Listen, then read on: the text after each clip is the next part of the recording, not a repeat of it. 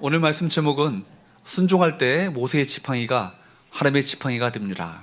순종할 때 모세의 지팡이가 하나님의 지팡이가 됩니다 라는 제목을 가지고 말씀을 함께 나누기 원합니다. 하나님은 하나님의 사람들을 부르실 때 그들을 훈련하시고 결국 하나님의 때에 하나님의 방법으로 그들을 부르시고 그들을 사용하여서 하나님의 역사를 이루십니다. 하나님의 그 카이로스 시간에 정확한 시간에 그들을 부르시는 그 장면이 우리 본문 가운데 나타나고 있는 것이죠. 떨기나무 불꽃 가운데 그를 부르시고 그에게 사명을 맡겨주시는데 모세는 그때 어떻게 합니까? 하나님, 저는 아닙니다. 제가 누구에게 그 일을 합니까? 제가 무엇이 간데 제가 이 일을 할 수 있겠습니까? 오 주여, 저는 말도 못하고 입이 뻣뻣하고 혀가 굳어서 제대로 말도 할 수 없는 사람입니다. 나중에는 뭐라고 합니까? 주여, 보낼 만한 사람을 보내소서. 때까지 이렇게 얘기하는 거예요. 그런데 하나님께서는요, 가압적으로 일을 맡기지 않으세요. 뭔 잔말이 많어, 하라면 하지, 그렇게 말씀하지 않으시고 끊임없이 설득하시는 하나님의 그 설득을 우리 본문 가운데 보게 되는 것이죠. 사람을 설득하셔서 하나님의 말씀에 순종하게끔 하십니다. 그런데 하나님의 말씀을 알아듣지 못하고 자기 고집을 부리면요, 시간이 많이 걸리죠. 고생은 고생대로 하는 대로 하고 결국 마침내 결국 순종하지 않을 수 없는 상황으로 몰아가셔서 글을 쓰신 것을 보게 되는 것입니다. 야곱이 그랬잖아요. 많은 세월 동안 고생했습니다. 얼마나 끝까지 버티다가 얼마나 많은 세월을 보냈습니까? 그 세월 속에서 고생을 많이 하고 결국에는 야복강가에서 하나님께서 그의 환도뼈를 이골시키심으로 말미암아 그를 부르시죠. 야곱은 더 이상 이제는 하나님을 의지하지 않고는 견딜 수 없게 되었습니다. 다리를 절게 되었고 하나님을 의지하는 인생으로 바뀌게 되죠. 거기서 바로 그 이름을 뭐라고 부릅니까? 브니엘, 하나님의 얼굴이라, 하나님의 얼굴을 대면하여 보았다 말하면서 그 인생 가운데 터닝 포인트가 거기서부터 일어나기 시작합니다. 여러분, 오늘 본문은 하나님께서 모세에게 놀랍게 또 강력한 표징을 보여주심으로 말미암아 모세에게 마침내 당신의 동역자로 삼으시는 그 장면을 우리 본문 가운데 보여주고 있습니다. 우리 본문의 말씀을 통해서 세 가지 영적 교훈을 함께 나누기 원하는데요. 첫 번째, 따라할까요? 하나님은 사람을 통해 일하기를 기뻐하신다. 하나님은 사람을 통해 일하기를 기뻐하십니다. 얼마든지 하나님은요, 능력 갖고 계신 분이기 때문에 천지개벽을 일으키셔서 당신의 주권으로, 당신의 방법대로 모든 것을 행하실 수 있습니다. 천군 천사 동원하셔서 모든 일을 행하실 수 있는데, 그런데 하나님께서는요, 뭘 기뻐하세요? 사람을 동역자로 삼으셔서 그들과 함께 그 일을 함께 나눠 가시고 그 일을 통해서 영광스러운 하나님의 사역에 동참케 하셔서 그분의 영광을 함께 공유하기를 원하시는 거예요. 이것이 아버지의 마음이에요. 그래서 여러분, 하나님 일하시면은 두 가지가 있죠. 하나님의 주권적인, 단독적인 직접 일하시는 그 사역이 있습니다. 직접 일하시죠.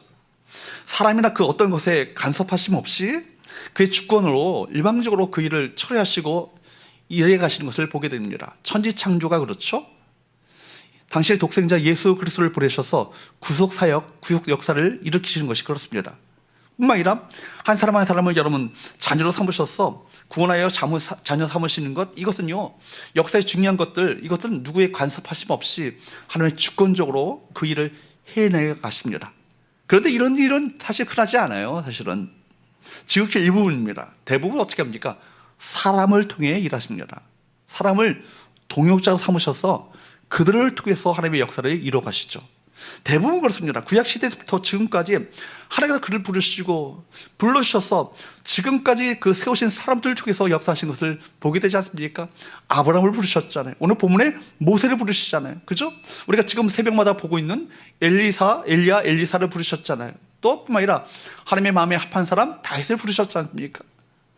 또 이제 이사야를 부르시고 다니엘을 부르시고 예수님의 12제자를 부르셔서 또 사도 바울을 부르셔서 하나님의 사역을 감당하도록 그들을 동역자로 삼으셔서 그 일을 감당하도록 이끄십니다. 그럴 때 여러분, 근데 사람들을 동역자로 부르시는데 이것은 바로 우리가 하나님의 사명과 계획을 이루기 위해서 함께 일하는 것을 의미하는 것이고, 뿐만 아니라 우리 동역자로 부르셔서 하나님의 귀한 사역을 동참케 하심으로 말미암아 하나님의 이 영광스러운 사역에 우리를 초청하셔서 그 영광을 함께 나눠 가지기를 원하시는 것이 아버지의 마음이라는 것을 우리 본문 가운데 깨닫게 됩니다. 그러므로 우리가 하나님의 동역자라는 이 정체성이 참 중요하죠. 그래서 고린도전서 3장 9절 말씀에 보면 바울이 뭐라고 고백합니까? 우리는 뭐라고요? 하나님의 동역자들이라. 이 신분과 이 정체성에 대한 확신과 신뢰가 있었기 때문에 바울은요 조금도 주저 없이 사명을 감당함에 있어서 많은 장애물과 고난과 역경이 있음에도 불구하고 주저 없이 사명을 감당할 수 있었던 것이죠. 나는 하나님의 동역자라. 그죠? 우리는 하나님의 동역자리라. 이 말씀에서 바울은 우리가 하나님의 동역자라고 선언합니다. 이 말씀은 우리에게 큰 책임을 부여합니다. 하나님의 동역자로서 우리가 그분의 사역에 참여할 뿐만 아니라 그분의 말씀에 순종함으로 말미암아 그분의 지혜와 능력을 의지하여 일해야 함을 말씀하고 있는 거예요. 하나님 능력 많으시죠? 지혜가 충분하십니다. 그렇기 때문에 그분께는요 우리 능력이나 지혜가 필요한 게 아니에요. 얼마든지 그분의 능력과 그분의 지혜로 얼마든지 하나님의 사역을 감당할 수 있으심에도 불구하고 우리를 부르시죠. 왜 부르실까요? 그분의 목적을 이루시기 위해서 우리를 하나님의 능력을 이루시는 도구로 사용하시기 위해서 우리를 부르셔서 여러분 연약하고 약하고 부족한 자를 들어쓰셔서 세상에 능력이 있고 지혜 많고 핸드폰도 그렇다고 합니다. 그죠? 여러분 세상에 놀라운 능력이 있는 자들을 부끄럽게 만드시도록 만드시기 위해서 하나님 그 일을 하시는 건 아니겠어요? 그렇습니다. 하나님은 내가 완전해서 잘나서 많아서 크기 때문에 재능이 많기 때문에 실력이 있어서 우리를 쓰시는 것이 아니라 내가 어리석게 보이기 때문에 잘 못하기 때문에 연약하기 때문에 부족하기 때문에 우리를 쓰셔서 이것이 결국 하나님의 역사임을 하나님의 능력으로 가능한 일임을 나타내 보이시는 거예요. 내가 할 수 없었던 일을 누가 행하시는 거예요? 나를 통하여 하나님이 일하시는 것 아니겠습니까? 그래서 오히려 하나님은요 세상에 지혜 있다 하는 자들을 쓰시지 않습니다. 능력이 있다고 자부하는 자들을 쓰지 않으시고 연약하고 부족하고 약한 자들을 들어 쓰셔서 하나님의 강함과 하나님의 능력을 나타내 보이시기를 기뻐하시는 거예요. 왜냐하면 이것이야말로 내가 약하기 때문에 부족하기 때문에 하나님의 역사가 일어났을 때 어떻게 고백하겠습니까? 아, 나는 할 수 없었는데 주님께서 역사하심으로 말미암아 이 일이 가능하게 되었다라고 고백하는 그런 일들이 벌어지지 않겠어요? 그렇습니다. 하나님께서는 나를 통하여 일을 이루실 때 나 혼자 내버려 두지 않으십니다. 나와 함께 하시면서 우리를 붙들어서 우리를 쓰신다는 것을 여러분 기억하시기 바랍니다. 여러분 그러므로 오늘 본문에 나오는 모세처럼 나는 부족합니다. 그러므로 나는 못합니다. 안 됩니다. 그렇게 말할 필요가 없는 거예요. 누가 함께 하시니까? 하나님이 함께 하시니까. 누가 우리를 붙드시니까? 하나님이 우리를 붙드시니까. 누가 우리에게 능력을 베푸시니까? 하나님이 우리에게 능력을 베푸시니까 그분께서 우리를 통해서 일하신다는 것을 고백하며 믿음으로 우리가 그러므로 반응해야 될 줄 믿습니다. 오히려 이사야 선자처럼 이사야를 부르셨을 때 어떻게 합니까? 성전에 들어갔을 때 하나님을 뵙게 됐잖아요. 화로다 망하게 되었도다. 내가 하나님을 배웠음이로다 라고 말하면서 탄식하고 있을 때 왜냐하면 그 입술을 가지고 수많은 죄를 저질렀거든요. 수많은 사람들을 정죄하고 욕하고 비방하고 그런 입술로 말미암아 많은 죄를 저질렀기 때문에 이제는 내가 이 죄로 말미암아 죽었다라고 생각하는데 하나님께서는 제단에 핀 숯불을 가지고 숯덩어리를 가지고 입술을 지지면서 내 죄가 사해졌다 라고 하시면서 그를 용서하셨어요. 그리고 나서 여러분 이사야 6장 8절 말씀에 보면 뭐라고 합니까? 내가 또 주의 목소리를 들으니 주께서 이르시되 내가 누구를 보내며 누가 우리를 위하여 갈 거라고 하나님께서 그렇게 탄식하고 계셨을 때 이사야가 뭐라고 대답하죠? 내가 이르되 내가 여기 있나이다 나를 보내소서 라고 주의 부르심 앞에 응답하는 내용이 나오고 있지 않습니까? 그러므로 여러분 우리가 하나님께서 우리를 부르실 때 하나님 저는 실력이 없어서 못해요. 약해서 못해요. 건강이 여의치 않아요. 아무것도 없어요. 하고 그렇기 때문에 저는 못합니다. 라고 말할 것이 아니라 주님께서 나 같은 것을 들어 쓰셔서 하나님의 역사를 감당하심이 이것이 얼마나 영광이지요. 하나님 나를 보내주옵소서. 나를 써주옵소서. 나를 통하여 하나님의 영광을 나타내 주옵소서라고 고백하시는 저와 여러분 되시기를 주으로 축복합니다. 두 번째로 따라할까요? 내게 있는 것을 통해 일하신다. 내게 있는 것을 통해 일하신다는 거예요. 하나님은요 내게 없는 것 그거 우리에게 요구하지 않으세요. 내게 있는 것 그걸 가지고 일하시기를 기뻐하신다는 것입니다. 이와 같이 하나님께서는 우리를 동역자 삼으셔서 그분의 영광스러운 역사에 동참하기를 기뻐하시는데 분명히 알아야 될 사실은요, 우리가 능력이 없고 자원이 없어서 하나님의 일을 못하는 게 아니라는 거예요. 여러분, 본문에 한번 보십시오. 모세가 하나님께서 함께 하셔서 역사하시겠다 이 말씀을 계속해서 모세에게 주고 계시는데, 모세는 어떻게 해요? 좀 못해요. 제가 누구이기에 누구이간데, 오 주여 저는 말도 못하는 자이고 입이 뻣뻣하게 굳어서 말도 못합니다. 보낼 만한 사람을 보내소서라고 나중에는 그렇게 얘기하지 않습니까? 여러분, 그렇게 믿지 못하는 그 모세를 향해서 표적을 보여달라고 합니다. 하나님께서 얼마나 강하게 말씀하십니까? 함께하게 했노라고, 붙들어 주겠노라고, 내가 너를 통하여 역사하겠다노라고, 이끌어 내겠노라고 말씀하시는데도 불구하고 믿지 못하는 것이죠. 하나님 함께 하시는데 믿지 못하겠다는 것입니다. 이때 하나님께서 모세에게 뭘 명하시죠? 출애굽기 4장 2절 말씀을 한번 보세요. 뭐라고 하십니까? 여호와께서 그에게 이르시되 내 손에 있는 것이 무엇이냐? 내 손에 있는 것이 무엇이냐 물어보시죠. 그가 이르되 지팡이 하나뿐입니다. 이렇게 얘기하죠. 하나님께서 모세에게 내 손에 있는 것이 무엇이냐, 내게 있는 것이 무엇인지를 주목하기 원하셨어요. 모세의 손에 있는 것을 자세히 보기 원하셨습니다. 모세로 하여금 지팡이를 주목하게 하셨죠. 볼품없는 지팡이예요. 아무것도 아닌 지팡이입니다. 그런데 하나님께서는 그 모세가 가지고 있는 지팡이를 통해서 놀라운 일을 행하실 것을 말씀하고 계시는 거예요. 3절 4절 말씀에 보면 뭐라고 하십니까? 지팡이를 던지라니까요. 던졌어요. 무엇이 됐죠? 뱀이 됐어요. 코브라예요. 여러분, 코브라가 됐습니다. 그런데 나중에 뭐라고 하십니까? 꼬리를 잡으라. 뱀을 잡을 때는요, 머리를 잡아야 돼요, 꼬리를 잡아야 돼요? 머리를 잡아야죠. 꼬리 잡았다가는 물려 죽습니다. 그런데 꼬리를 잡아라, 말도 안 되는 명령하시는 거예요. 그런데 모세가 그대로 꼬리를 잡았죠. 무엇이 됐죠? 지팡이가 되는 거예요. 손을 품에 넣어보아라. 그러니까 무엇이 됩니까? 나병 걸린 손이 된 거예요. 꺼내보니까 다시 뭐라고 합니까? 바로 나병에서 완전히 깨끗하게 되어지는 건강한 손이 되었어요.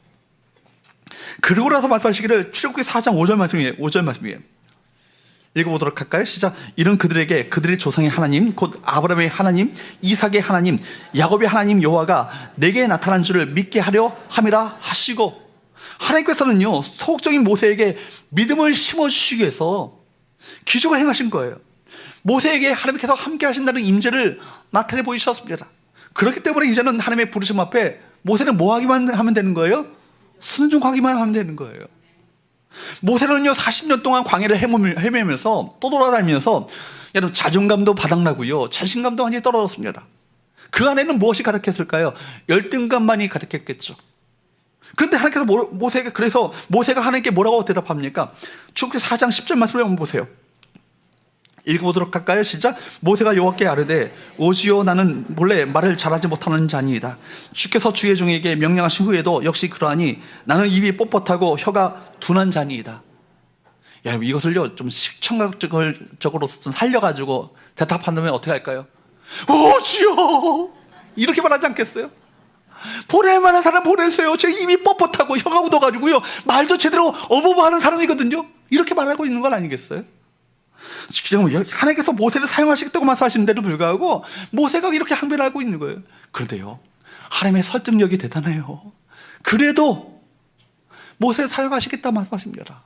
모세 너 말고, 그래 아론, 그래 됐다 그런 게 아니라 뭐래요? 야, 그래도 너를 내가 사용하겠다. 내가 함께 할 것이다.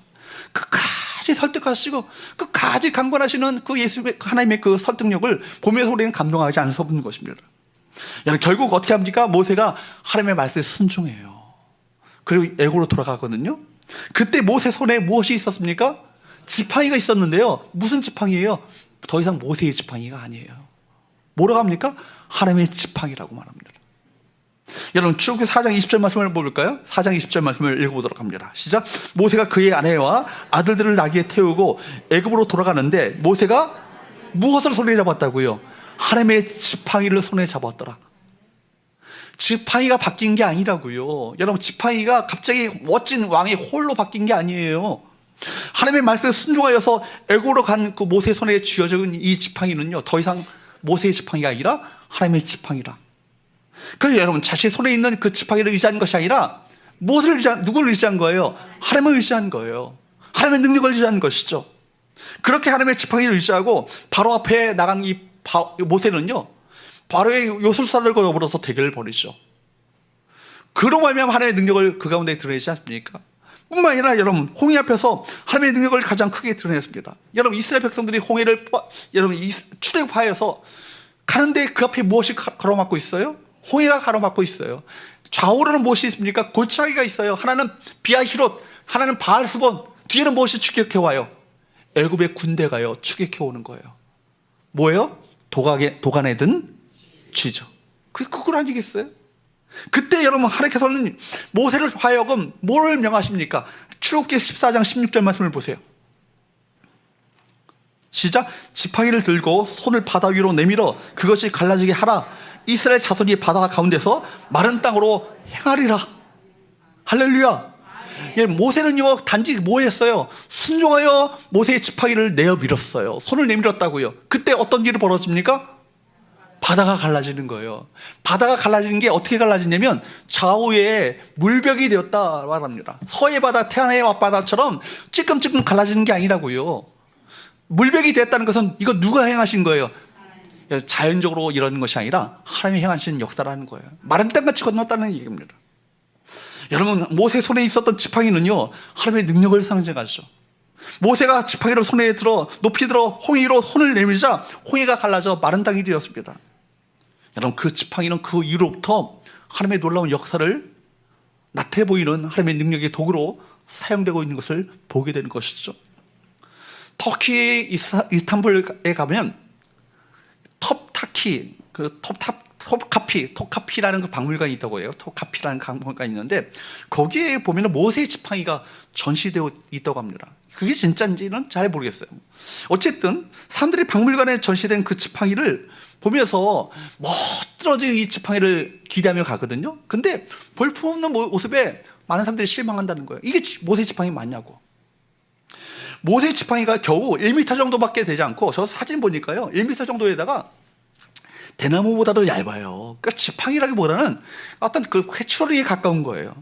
보통 우리가 생각하기를요 쉽게 영화 보시죠.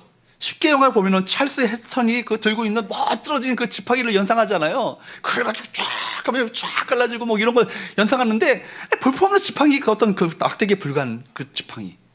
실제로 이것이 그런가 성경을 보면 그럴 것 같아요. 왜냐하면 성경에 보면요 언약궤 안에 시내산에서 받은 돌비와 만나를 담은 금 항아리가 있고요 거기 또 무엇이 있죠? 아론의 쌍난 지팡이가 있잖아요.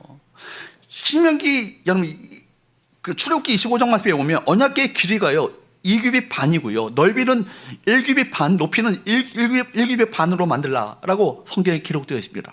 그러니까 여러분 1규빗이 45cm라고 한다면 2규빗 반은요 결국 뭐예요? 1m 25cm밖에 안 되는 거예요. 그 안에 들어가는 지팡이니까 그 지팡이가 아무리 커야 1m 정도밖에 되지 않는다는 것을 알 수 있는 것이죠. 모세의 지팡이가 그렇다는 거예요. 그러니까 이런 기준에 따라서 모세의 지팡이도 2m 정도로 그렇게 크지 않았다는 것을 보게 되는 것이죠. 그러나 그 지팡이가 하나님의 손에 들렸을 때 믿음으로 순종하여 내밀었을 때 그 어떤 지팡이가 됐다고요? 하나님의 지팡이가 되었다. 사사기 3장 말씀에 보면 삼갈이라는 그 사사가 나와요. 삼갈이라는 사사가요 600명의 블레셋 군 사람들을요 죽이는데 그가 사용했던 그 무기가 뭔지 아십니까? 멋들어진 칼이 아니에요. 소모는 막대기를 가지고 600명의 바로 블레셋 사람을 죽였다라고 성경은 기록하고 있습니다. 기드온의 300용사 여러분 잘 아시지 않습니까? 10,000명의 사람들이 몰려왔지만 계속 보내죠. 몇 명만 남기죠? 300명만 남기는 거예요. 왜냐하면 이를 통해서 이것은 인간의 힘으로 할 수 있는 것이 아니라 하나님의 능력으로 함께 하실 때 하나님의 역사가 나타나는 것을 보여주시기 위해서 그 일을 행하신 것 아니겠어요? 그러니까 숫자로 싸우는 것이 아니라는 거예요. 우리가 계산으로 딱 떨어지는 것이 아니라 그 계산을 넘어선 하나님의 역사, 하나님의 일하심을 믿을 때 그때 어떤 일이 역사가 나타나요? 하나님의 역사가 나타나게 되는 거예요. 사랑하는 성도 여러분, 이 영적 산술법을 배울 수 있기를 축복합니다. 여러분 우리가 계산을 가지고 하는 것이 아니라 하나님의 역사를 믿고 신뢰하게 될 때 하나님께서 그 우리가 생각했던 것을 뛰어넘는 초월하는 하나님의 역사를 우리 가운데 나타내 보이시는 거예요. 다윗이 골리앗을 무너뜨렸을 때 여러분 경우를 생각해 보십시오. 다윗에게 이 물맷돌은요 양치는 목동으로서 이리떼를 쫓는데 사용했던 도구예요. 양들을 보호하는 데 사용했던 도구가 이 물맷돌 아닙니까? 그런데 여러분 그걸 가지고 하나님께서는 골리앗을 이기게 하셔요. 여러분, 사울이 다윗에게 갑옷을 입혀주고 자기가 갖고 있었던 칼을 쥐어줘요. 그러나 입어보니까요, 여간 불편한 게 아니거든요. 칼도 무겁게 짝이 없거든요. 그러니까 이거 필요 없다고요. 왜냐하면 다윗에게 그 갑옷과 그 칼은 자기 게 아닌 거예요. 자기가 갖고 있는 것은 뭐예요? 물맷돌 아닙니까? 물맷돌을 하나님께 내어드렸을 때 그걸 통해서 놀라운 하나님의 역사를 나타내 보신 것 아니겠습니까? 그래서 여러분 보세요. 사무엘상 17장 49절 말씀을 한번 보십시오. 하나님께서는 다윗에게 있는 그것을 통해서 그걸 들으셔서 역사를 이뤄가시죠. 17장 49절 말씀을 한번 볼까요? 시작. 손을 주머니에 넣어 돌을 가지고 물매로 던져 블레셋 사람의 이마를 치매 돌이 그 이마에 박히니 땅에 엎드러 징이라. 다윗은 소년이었어요. 소년이었지만 사실은 영적 거인이었습니다. 골리앗 앞에서도 기죽지 않고요, 뛰쳐나갈 수 있었던 것은 그가 본 골리앗은 진짜 거인이 아니었기 때문이었습니다. 여러분, 그가 늘 상대해 본 분은 누구입니까? 하나님이십니다. 하나님을 향해서 노래했고 하나님을 경험하며 시를 지었던 다윗은 늘 하나님을 묵상했죠. 그의 시선을 하나님으로 메웠고 그 생각 속에 하나님으로 가득 차 있었습니다. 하나님을 늘 보았던 다윗에게 골리앗은 더 이상 거인이 아닌 거예요. 하나님에 비해서 아무것도 아닌 존재 아니겠습니까? 그러니까 네가 칼과 창과 단창을 가지고 내게 나오거니와 나는 만군의 여호와 이름으로 내게 나아가노라. 만군을 통치하시는 코스가 되시는 하나님을 그가 신뢰했기 때문에 골리앗은 아무것도 아닌 거예요. 그 담대함이 누구로부터 말미암았습니까? 하나님으로부터 말미암았습니다. 하나님과 견줄 수 있는 거인은 없다. 이것이 다윗의 확신 아니었겠습니까?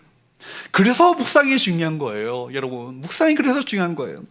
하나님을 묵상하는 것은 사건의 새로운 분석을 하게 하는 힘이 되는 것입니다. 사건을 믿음의 관점으로 바라보게 하는 능력이 하나님을 묵상하는 데서부터 나오는 거예요. 하나님을 계속 묵상하다 보면 하나님을 보았던 눈으로 사물을 보고 사건을 바라보게 되어지고 우리 안에 새로운 믿음의 희한이 열리게 되는 것입니다. 그래서 다윗은 하나님의 이름으로 만군의 여호와 이름으로 나아갔던 것입니다. 다윗이 믿은 것은 하나님이었죠. 하나님이 친히 싸우실 것을 믿었던 것입니다. 다윗이 돌팔매질을 잘했기 때문에 그를 쓰러뜨린 것이 아니라 어떻게 던지든 간에 맞게 되어 있어요. 왜냐하면 그가 신뢰했던 하나님의 능력으로 그를 쓰러뜨렸기 때문에. 그렇죠? 그렇습니다. 하나님께서 이기게 하신 것입니다. 내 힘이 이기게 하고 내 실력이 이기게 하고 내가 갖고 있는 자원을 가지고 이기는 것이 아니라 누가 이기게 하신다? 누가 이기게 하신다?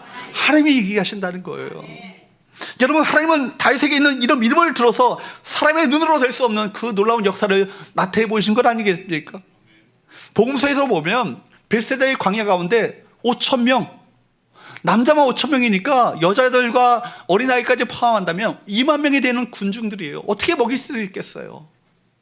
여러분, 그 예수님의 제자 빌립도 아주 계산을 잘하는 사람이었죠. 어떻게 무엇을 가지고 이들을 먹일 수 있겠습니까? 라고 부정적으로 얘기할 때 그때 누가 나타나죠? 믿음의 사람 안드레가 나타나요.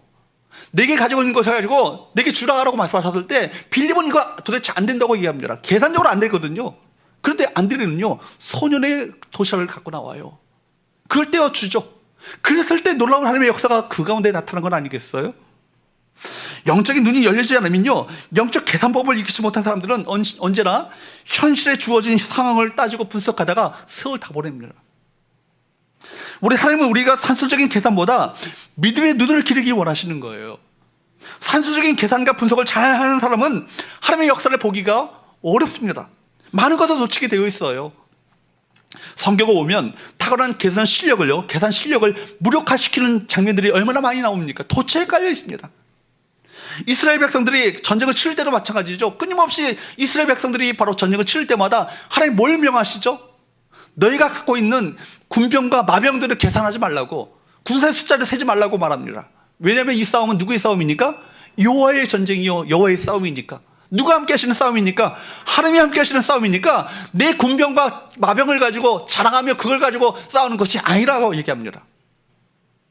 내가 가지고 있는 것이 무엇이든 그것에 너무나도 연연하지 않길 바랍니다. 골리앗을 비교하면 다시 얼마나 초라합니까? 철학이 짝이 없죠. 전쟁에 관련한 무기가 하나도 없습니다. 기본적인 것도 갖추지 않았습니다. 자기를 보호할 만한 방패조차 없어요. 여러분, 골리앗이 첨단 무기로 무장한 그 병력이라면 나는 보잘것없는, 아무것도 없는, 볼품없는 참 그런 존재 아니겠어요? 나는 배경도 학력도 집안 배경도 돈도 인물도 없다고 자기에게 없는 상황을 열심히 들여다보죠. 그래서 나는 안 된다고 얘기합니다.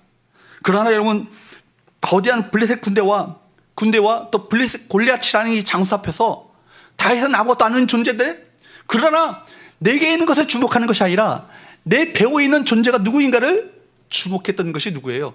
다윗이잖아요.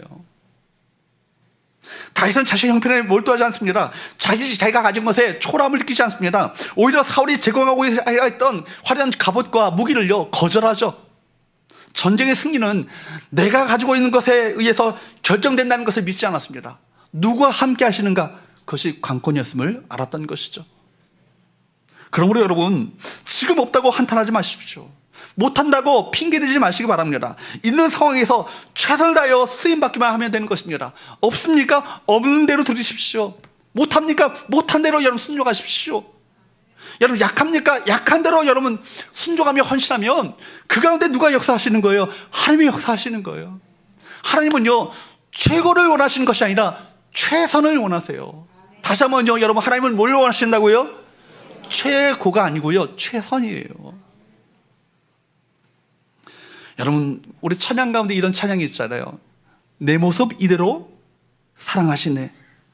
연약함 그대로 사랑하시네. 나의 모든 발걸음은 주가 하시나니 날 인도하소서. 내가 뭔가 갖췄고 내가 실력이 있고 뭔가 뛰어나서 사랑하시는 것이 아니에요. 하나님은 연약한 모습 이대로, 부족한 모습 그대로, 아픔 그대로 우리를 사랑하시고 받아주시고 우리를 통해서 놀라운 일을 행하기를 기뻐하시는 참 사랑의 하나님이십니다. 그러므로 우리가 해야 할 일은 뭐예요? 주의 날개 아래에 거하는 거예요. 주 임재 가운데 살아가는 거예요. 주님을 믿고 의지하면서 주님과 함께 동행하는 삶을 살기만 한다면, 그 순종의 발걸음을 떼기만 한다면 주님께서 우리를 통해서 놀라운 역사를 나타내 보시는 거예요. 사랑하는 여러분, 연약한 그대로 받으시길 원하시는 주님께서 저와 연약한 저와 여러분을 통해서 영광을 받으시기를 원하심을 기억하며 순종함으로 나가시는 저와 여러분 되시기를 주부로 축복합니다. 세 번째, 마지막 세 번째입니다. 따라할까요? 나의 순종을 통해 일하신다. 하나님은 무엇을 통해 일하셔요? 나의 순종을 통해 일하신다는 거예요.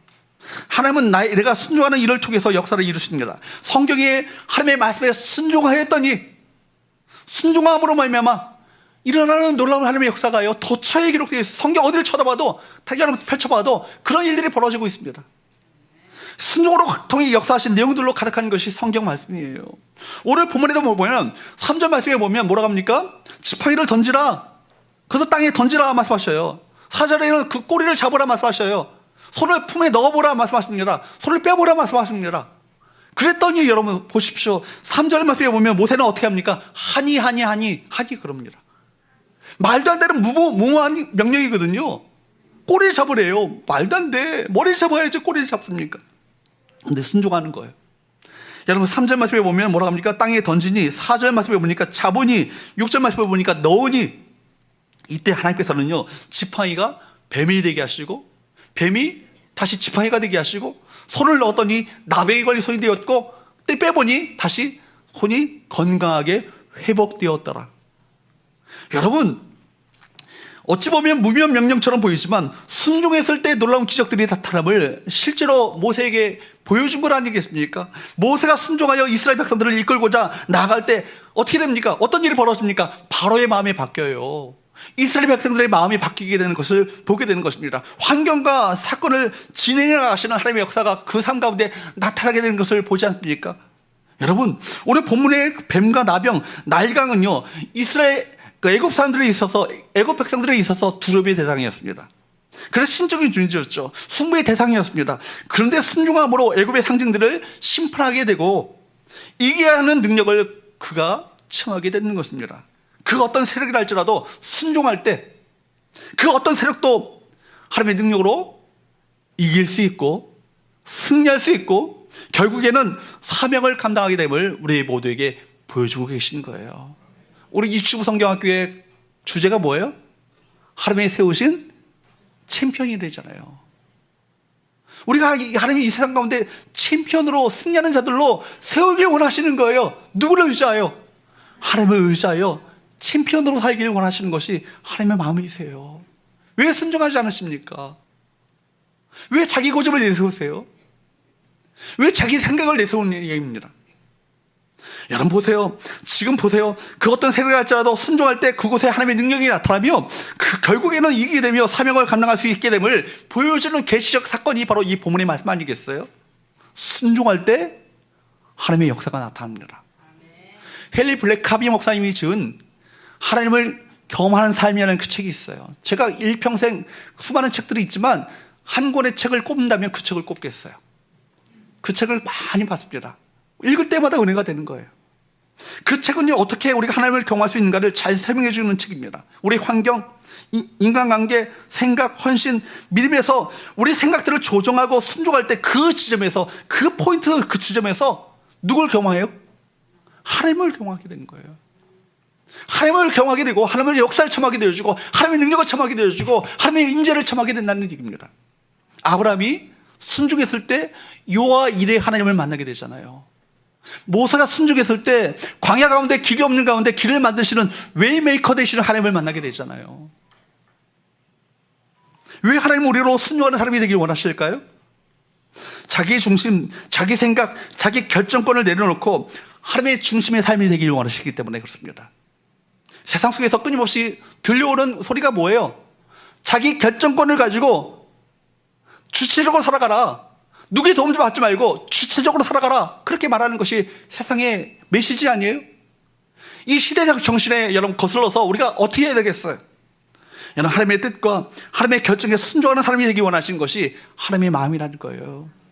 자기 결정권을 가지고 살아가는 것은 우리가 원하는 대로 행동하고 원하는 것을 추구하는 것을 의미합니다. 그러나 이런 삶은 우리 욕심과 욕망에 의해서 결국 우리 삶을 혼란스럽게 만들 뿐이죠. 망하게 되는 길 아니겠어요? 반면에 하나님의 뜻에 하나님께 순종하는 것은 우리가 하나님의 뜻과 계획에 따라 행동하며 순종하는 것을 의미하는 것 아니겠습니까? 이것이 바로 하나님의 능력과 역사를 체험할 수 있는 기회가 되는 거예요. 어떤 선택을 하셔야겠어요? 자기 고집을 내세울 것인가? 하나님께 순종할 것인가? 전자예요, 후자예요? 전자예요, 후자예요? 전자가 뭐고 후자도 모르죠. 전자는 뭐예요? 자기 결정권을 가지고 주체로 살아가는 그 길이에요. 후자는 뭐예요? 하나님께 순종하는 길이에요. 어떤 길을 걸어가시겠어요? 후자를 걸어가죠. 프란체스코에게 두 명의 수도자가 찾아와서 자기를 받아달라고 그렇게 요청을 했어요. 그랬을 때 두 사람에게 프란체스코가 명령을 합니다. 배추를 거꾸로 심으라. 배추를 거꾸로 심으라는 거예요. 뿌리를 하늘로 줄기를 땅으로 해서 심으라는 이상한 명령을 내리는 것입니다. 한 사람은 프란체스코의 말대로 그대로 순종하는 거예요. 한 사람은 말도 안 된다는 얘기죠. 매뉴얼에 그렇게 나와 있지 않다는 거예요. 그죠? 농사법에 그렇게 나와 있지 않다는 거예요. 말도 안 되는 거였기 때문에 나는 그렇게 할 수 없다는 얘기입니다. 이 사람 똑바로 세웠죠. 근데 여러분 거꾸로 심은 사람은요 프란체스코에게 받아들여졌고, 여러분 제대로 심은 사람은 집으로 돌려보냄을 받았습니다. 프란체스코가 이렇게 말합니다. 농사꾼을 뽑는 것이 아닙니다. 지금 합리적이냐 불합리하냐 이것을 묻고 있는 것이 아닙니다. 농사법 매뉴얼에 이렇게 되어 있느냐 안 되어 있느냐 이거 묻는 것이 아니라 뭐래요? 바로 순종하는가 순종하지 않는가 이걸 묻고 있는 것입니다. 이런 얘기를 하는 거예요. 우리가 하나님의 도구로 되기 위한 관건은 뭐예요? 순종이에요. 매뉴얼에 따른 것이 아니라 뭐예요? 순종의 사람이 될 수 있는가 이거를 우리가 묻고 계신 거예요. 하나님을 경험하는 길도 무엇입니까? 순종입니다. 순종으로 말미암아 좀 생생한 하나님의 역사를 하나님을 경험하게 될 때 그곳에 하나님의 능력이 나타나게 되고 그것 가운데 하나님의 임재가 나타나게 되며 뿐만 아니라 하나님의 사명을 감당한 자로 우리가 세워짐을 받게 되는 것입니다. 성경을 통해서 우리에게 주는 메시지는 무엇입니까? 간단하죠. 순종만 하라. 그리하면 누가 책임지신다? 하나님의 책임지신다는 거예요. 하나님의 역사하신다는 거예요. 여러분 순종의 테스트만 통과하면 그 다음엔 일사천리 아니겠어요? 인생 해답은요 우리에게 있는 것이 아니라 누구께 있습니까? 하나님께 있습니다. 문제를 푸는 열쇠는 누가 가지고 계십니까? 하나님이 가지고 계십니다. 모든 것은요 순종을 통해 열리는 거예요. 하나님을 말씀하시고 우리가 순종하는 삶이 가장 모든 것을 결정짓는 것입니다. 가장 쉽게 그리고 축복된 삶을 살아가는 비결이 뭐예요? 순종이에요. 삶이 굉장히 어려운 것 같지만 오늘 하나님이 나에게 주시는 말씀 앞에 순종하는 것이 쉽게 사는 비결입니다. 하라고 하면 되는 것이고 멈추라면 멈추는 거예요. 가라고 하면 가는 거예요. 그러면 여러분 우리 가운데 누가 역사하시는 거예요? 하나님이 역사하시는 거예요. 근데 사실 뭐가 정말 어려워요? 내 자아, 내 생각, 내 고집, 내 이론, 내 자랑, 이것이 날 어렵게 만드는 거예요. 가장 지혜롭고 효과적이며 능력이 있고 하나님의 역사를 경험할 수 있는 비결이 순종인데 이게 여러분 내 생각대로 이건 맞지 않거든요. 내 생각이 보면 이거 안 되거든요. 이건 틀린 것 같거든요. 근데 그걸 요구하시지 않잖아요. 맞고 틀리는 게 아니라 순종할 수 있느냐 순종할 수 없느냐 이것을 요구하는 거 아니겠습니까? 사랑하는 여러분, 모세 손에 하나님의 지팡이를 쥐어주신 하나님께서는요 동일하게 우리 손에도 하나님의 지팡이를 쥐어주기를 원하세요. 어떤 자들에게요? 순종하는 자를 통해서 하나님의 역사를 나타내보기 원하시는 것이 하나님의 마음이세요. 기꺼이 그거 주님 앞에 내어드리며 하나님 내 생각과 달라도 밤이 맞도록 밤이 새도록 얻은 것이 없지만 하나님의 말씀에 의지하여 내가 그물을 내리겠습니다. 말도 안 되는 일이지만 인간적으로 볼 때는요 매뉴얼적으로 되는 건 아니지만 순종하여 그물을 내리겠습니다. 그랬을 때 뭐예요? 2배의 잠기게 되어지는 엄청난 만세의 축복을 베드로가 경험하잖아요. 이것이 성경의 역사예요. 하나님의 역사가 그런 방식으로 진행된다고요. 여러분 이 시간 고백합시다. 주님, 연약한 자이고 부족한 자이지만 나를 들어 하나님의 영광을 나타내보기를 원하시는 하나님의 마음을 헤아려 내가 여기 있습니다. 저를 사용하여 주옵시고 연약한 자를 들어서 강한 자를 부끄럽게 만드시는 하나님의 역사 가운데 내가 쓰임받기 원합니다 라고 고백하며 주 앞에 나가시는 우리 모든 성도들 될 수 있기를 주으로 축복합니다. 다 함께 일어나셔서 찬양할까요?